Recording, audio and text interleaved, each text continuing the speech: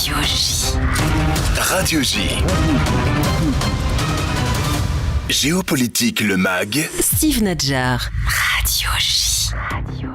Bonsoir Pierre Haroche. Bonsoir. Et merci d'avoir accepté notre invitation. Vous êtes maître de conférences en relations internationales et sécurité internationale à l'Université Queen Mary de Londres et chercheur associé défense à l'Institut Jacques Delors. Vous faites paraître aux éditions Fayard un essai intitulé « Dans la forge du monde, comment le choc des puissances façonne l'Europe ».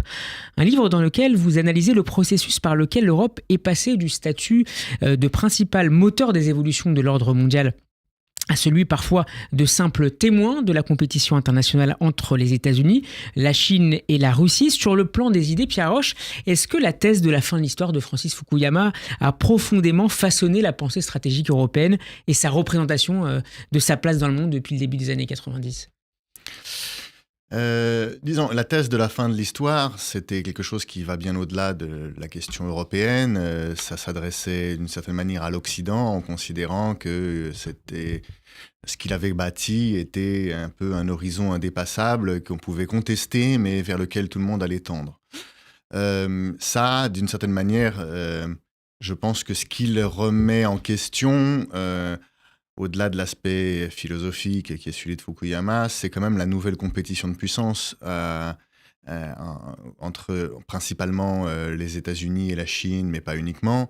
C'est-à-dire le fait que finalement les grandes compétitions par lesquelles l'ordre mondial, mais aussi l'idéologie dominante, mais aussi le système économique dominant, le système politique dominant, c'est toujours sur la table. Et ça, c'est ce qu'on voit au niveau mondial, avec un choc de système politique, un effondrement de ce qu'on a appelé longtemps l'ordre néolibéral, avec ce qu'on appelle de plus en plus la géoéconomie, c'est-à-dire une façon de faire de la sécurité internationale, de la compétition par l'économie, et puis aussi des modèles idéologiques dont on parle comme des civilisations qui seraient quelque chose d'alternatif à l'État-nation, mais aussi aux idéologies du XXe siècle.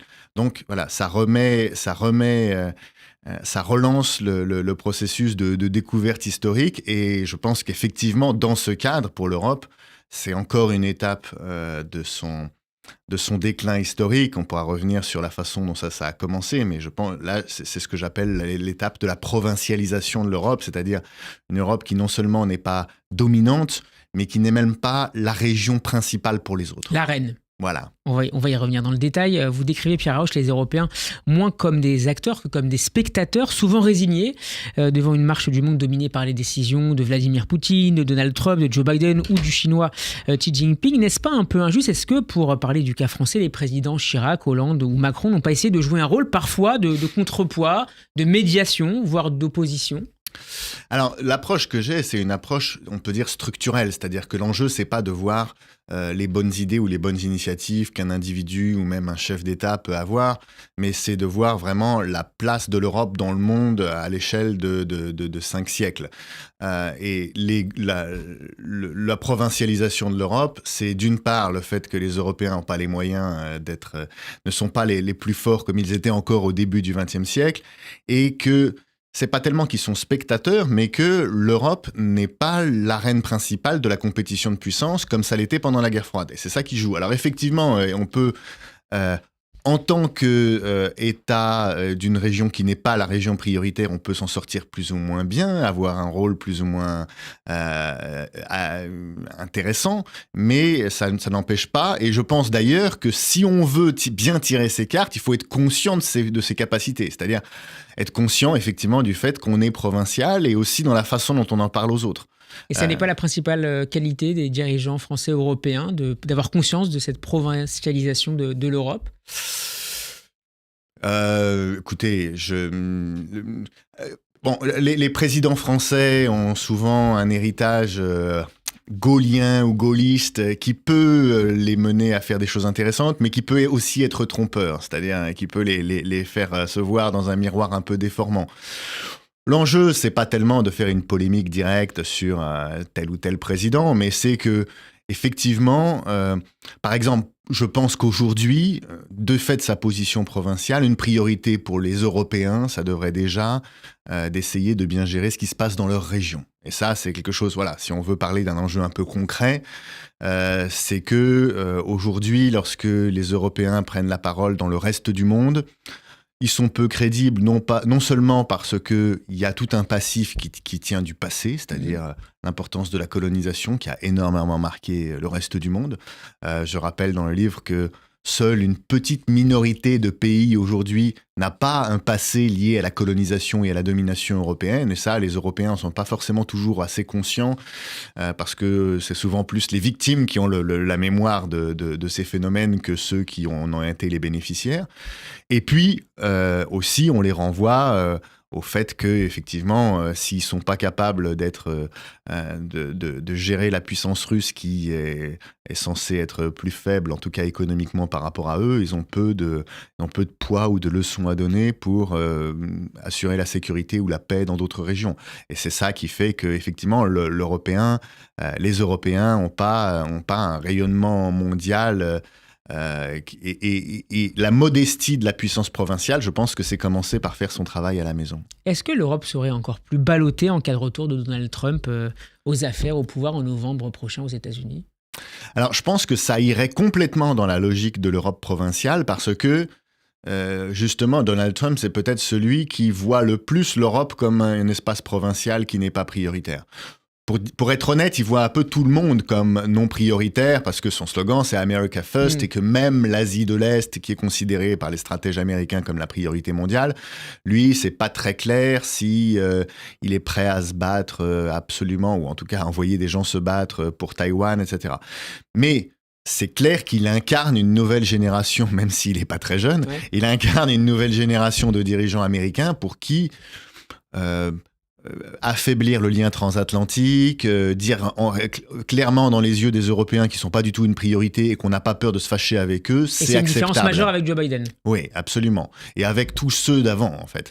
Et ça, c'est au-delà de la personne de Trump, encore, là, parce que l'enjeu, c'est pas de se focaliser sur des personnes. Je pense que ça n'est que le début d'une logique qui dépasse complètement Donald Trump et qu'on voit même dans les réflexions des démocrates, pour qui l'Europe, c'est important, mais à côté de plein d'autres choses dont certaines sont bien plus importantes, comme ce qui se passe en Asie de l'Est et la compétition avec la Chine.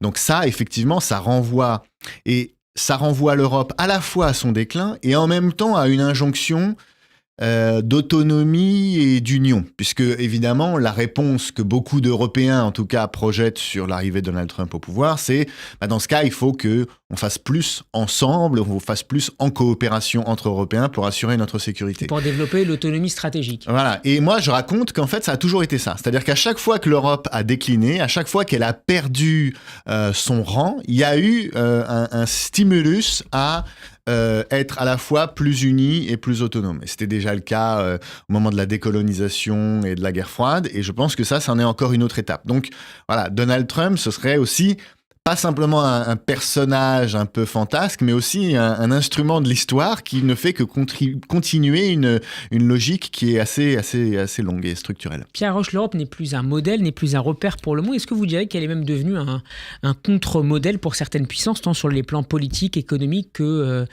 sociétal ou civilisationnel ? Alors, c'est intéressant cette histoire de modèle parce que même encore il n'y a pas très longtemps, il y a des gens qui, acceptant l'idée que l'Europe n'était pas une grande puissance ou que les Européens ne pouvaient plus prétendre à ça, disaient mais c'est quand même un modèle, par exemple l'intégration européenne, voilà, faire la paix entre des anciens ennemis, c'est quelque chose qu'on peut enseigner au reste du monde, qui peut participer de notre rayonnement. Et d'ailleurs, je me souviens d'un texte qui avait été écrit au moment de grandes polémiques géopolitiques, au moment du déclenchement de la guerre en Irak, par un néoconservateur qui s'appelle Robert Kagan, donc qui avait eu cette formule qui est devenue très populaire depuis, c'est-à-dire les Américains sont de Mars, les Européens sont de Vénus, et il disait cette vision d'un ordre mondial qui pourrait ressembler à l'Union européenne, c'est la nouvelle mission civilisatrice des Européens, prenant évidemment un terme qui renvoie à la colonisation dans ce qu'elle avait de plus violent au 19e siècle. Et il y a toujours eu cette tension, c'est-à-dire qu'à chaque fois que les Européens disent, y compris avec des idéaux apparemment généreux et positifs, c'est-à-dire étendre le modèle de la réconciliation entre ennemis au reste du monde. C'est un peu ce qu'on a vu en froid avec la guerre en Irak, avec cette idée de réconcilier les chiites et les sunnites avec la chute de Saddam Hussein. Mais à chaque fois que les Européens annoncent ça, eh bien, on leur renvoie le fait que oui, mais ils ont fait beaucoup de choses entre Européens, ce qui les empêchait pas d'être violents et racistes à l'extérieur de l'Europe, que le reste du monde n'a pas forcément vocation à regarder l'Europe comme un phare, que peut-être que c'est les Européens qui devraient apprendre de l'extérieur. Et je pense que de plus en plus, on va vers une humilité et dans une certaine mesure, je pense que c'est aussi sain. C'est-à-dire que on découvre que le monde est vaste, que des puissances et des populations qui étaient autrefois vues comme simplement des suiveurs ont aussi leur mot à dire. J'ai trouvé intéressant, par exemple, un discours du président Macron que je commente à la fin du livre, un discours de 2019 où il dit qu'il faut affirmer la civilisation européenne. Alors, d'un côté, il y a quelque chose de très fier, c'est-à-dire la civilisation européenne a des traits caractéristiques et qui font sa singularité et sa grandeur par rapport à d'autres. Mais en même temps, ce qui est très rigolo, c'est qu'il dit la notion de civilisation, elle est beaucoup plus développée en Russie, en Chine, en Inde. Ils développent cette idée d'état-civilisation. Ils ont une puissance psychologique et morale attachée à leur civilisation beaucoup plus forte que ce que nous, on a, et on devrait s'inspirer d'eux. Ça veut dire qu'on est un peu dans cet entre-deux, c'est-à-dire retrouver une conception de ce que ça veut dire dans ce monde dans lequel on n'est plus le centre du monde. Qu'est-ce que ça veut dire être européen ? Qu'est-ce que ça veut dire d'être fier d'être européen ? Et en même temps, on est aussi curieux de ce que font les autres. Et finalement, les Européens, dans une sorte de retournement, en sont à regarder ce que ça signifie d'être un État-civilisation, d'être séduits par cette notion, un peu de la même façon dont des peuples du reste du monde ont pu être séduits à une époque par la notion d'État-nation qu'avaient développé les Européens. Donc, il y a, je pense, une sorte de vraiment d'échanges croisés en matière d'identité et de culture dans lesquels chacun se positionne par rapport à l'autre, en concurrence avec l'autre, en rivalité avec l'autre et parfois aussi en admiration avec l'autre. Vous datez la fin de l'ère de l'Europe impériale dominante en 1956. Nous sommes au moment de la crise de Suez. Pourquoi considérez-vous cette date comme un point de rupture ? Alors, disons que c'est la crise de Suez, je dirais que ça cristallise des choses qui étaient déjà en germe. Parce que la Seconde Guerre mondiale, le rabaissement de l'Europe, la décolonisation, tout ça, ça avait déjà commencé. Mais justement, la crise de Suez, ça mêle tout ça à la fois. C'est-à-dire que dans la crise de Suez, on a à la fois un point saillant vraiment de l'histoire de la décolonisation. Nasser qui se considère comme un grand leader à la fois du monde décolonisé, du tiers-monde au-delà de ça, qui défie les grandes puissances coloniales que sont le Royaume-Uni et la France. Et puis, on a aussi la guerre froide parce que les Européens, les Français et les Britanniques sont plus comme au début du XXe siècle ou au XIXe siècle les principales puissances militaires. Et il se trouve qu'à ce moment-là, à la fois les Soviétiques et les Américains ne voient pas du tout d'un bon œil, pour des raisons différentes, une intervention militaire franco-britannique à Suez, autour du canal.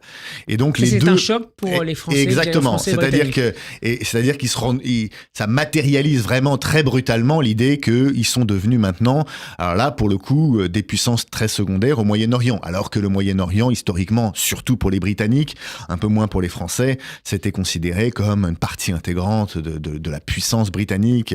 Donc ça, c'est un moment qui mêle les deux, et ça mêle aussi le troisième élément que j'indiquais tout à l'heure, c'est-à-dire la réaction européenne, parce que on était en train de négocier à ce moment-là les traités de Rome en 1956 et ça a aussi donné un coup de fouet, même si ça n'a pas une conséquence directe, ça a aussi donné un coup de fouet à l'idée européenne en se disant dans ce monde où on n'est plus grand-chose, il faut serrer les rangs entre Européens. Donc on a à la fois... Se recentrer sur notre région, ce que vous disiez tout à l'heure. Voilà, en tout cas, faire l'intégration européenne. Et ça, c'est très clair. Le chancelier Adenauer aurait dit au Premier ministre Guy Mollet, français, l'Europe sera votre revanche. Christian Pineau, ministre des Affaires étrangères français, dit l'Europe est sortie victorieuse de cette crise, non pas militairement, mais l'idée européenne. Donc en fait, on voit aussi qu'on passe d'une conception de l'Europe à l'autre. C'est pas l'Europe en tant que puissance coloniale qui bat les puissances, les États du Sud qui se révoltent contre elle. C'est l'Europe en tant qu'idée d'union européenne qui, elle, en sort, selon lui, victorieuse parce que les Européens ont compris que c'était ça la voie à suivre. Vous rappeliez les interventions américaines et soviétiques, et vous soulignez dans le livre qu'à ce moment-là, les Américains et les Soviétiques se pensent encore comme des puissances européennes. Alors ça, c'est intéressant. C'est-à-dire que parce que l'Europe est vue à ce moment-là par ces superpuissances comme la région la plus importante, il faut se rappeler que, par exemple, d'un point de vue économique, l'Asie n'a pas du tout encore connu en 1950 le décollage qu'elle a connu depuis. et donc ils s'affirment en tant que puissances qui sont présents en Europe et ont vocation aussi à former aussi une sorte de communion d'idées, de valeurs, d'identité avec des Européens. Alors il y a d'un côté bien sûr la communion autour du bloc socialiste à l'Est, et puis aussi l'idée de civilisation occidentale qui germe à ce moment-là, qui n'a pas toujours été évidente pour ceux qu'on considère comme des Occidentaux. Je rappelle notamment que les Américains, pendant très longtemps, ils parlaient beaucoup moins de civilisation occidentale que des hémisphères occidentales, c'est-à-dire le continent américain. Et donc, leur vision civilisationnelle, si on veut, c'était un peu de se mettre à part par rapport à la vieille Europe. Et quand ils faisaient des grands clivages, c'était nous, le monde du libéralisme, de la paix, le nouveau monde par rapport au vieux monde de la guerre et des anciens régimes, etc. Donc, on a retrouvé aussi un peu ce clivage, on parlait de l'Irak tout à l'heure, de vieille Europe, nouvelle Europe. Voilà, mais en 1950, là, c'est vraiment le moment d'affirmation de l'identité occidentale. Et ce qui est très intéressant, c'est qu'alors même qu'il y a des guerres en Asie, par exemple la guerre de Corée, la Corée du Nord qui envahit la Corée du Sud, les Américains disent très clairement, et on le voit dans les archives, quoi qu'il arrive ici, pour nous, c'est secondaire. On préfère perdre la Corée, on préfère même perdre le Japon par ricochet plutôt que d'être affaibli en Europe occidentale, parce que ça, c'est l'élément central. Et si on veut prendre la mesure de la façon dont le monde a changé depuis, il suffit de voir la façon dont le débat s'organise aujourd'hui à Washington sur la guerre en Ukraine. Et là, c'est exactement presque l'inverse. C'est-à-dire qu'il y a beaucoup de gens, en particulier dans le camp républicain, mais pas uniquement, qui disent « D'accord, c'est important de nous positionner sur la guerre en Ukraine et de stopper les Russes, mais il ne faut pas oublier que la priorité, c'est l'Asie, c'est Taïwan, c'est l'Asie de l'Est, c'est la l'arène du monde aujourd'hui, c'est l'Asie, et l'épicentre de cette arène, c'est Taïwan. Ouais. Et donc, voilà, c'est ça qui s'est complètement renversé, et c'est ça qui fait aussi que, eh bien, évidemment, les États-Unis se sentent moins européens peut-être que ce n'était le cas en 1950. Et voilà, ce qu'on disait de Trump, c'est aussi cette évolution identitaire des États-Unis en réaction à cette évolution. En même temps, on regarde des critères démographiques, spatio-économiques. Le retour de la Chine sur le devant de la scène mondiale au détriment de l'Europe est assez logique. Oui, alors ça aussi, c'est intéressant de prendre un recul historique pour apprécier ça, parce que à l'échelle de l'histoire de la longue durée, la Chine a très longtemps été, disons avec l'Inde, un des deux grands foyers de l'humanité en termes, comme vous dites, démographiques, mais aussi économiques, de développement technologique, politique, etc. Et finalement, c'est plutôt la période d'affaiblissement de la Chine face aux Européens qui constitue une parenthèse un peu aberrante au regard de l'histoire. C'est-à-dire au 19e siècle, des petits pays européens peu peuplés, à l'origine beaucoup moins riches que la Chine, arrivent à humilier la Chine et à imposer les fameux traités inégaux, une domination économique en Chine, etc. Et ça, effectivement, ça a été une parenthèse qui s'est refermée depuis. Et ce que je trouve intéressant, là aussi, en termes de comparaison historique, c'est que aujourd'hui, frappés par le risque de domination économique chinoise, les Européens pensent les relations économiques avec la Chine en termes de souveraineté, peur de domination économique, on parle aussi d'autonomie stratégique vis-à-vis de la Chine, et on retrouve un peu des débats qu'il y avait en Chine au 19e siècle.